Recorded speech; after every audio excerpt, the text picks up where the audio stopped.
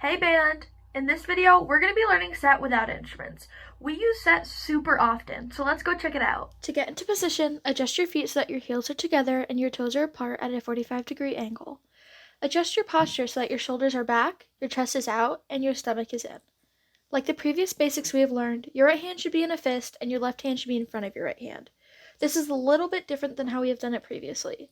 But like usual, your hands will be in front of your nose, making sure your arms are at a 45-degree angle. Your head will also be tilted slightly up.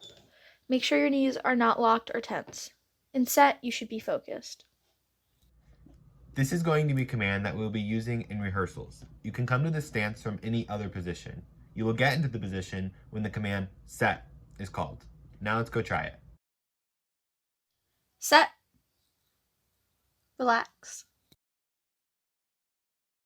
Set. Relax.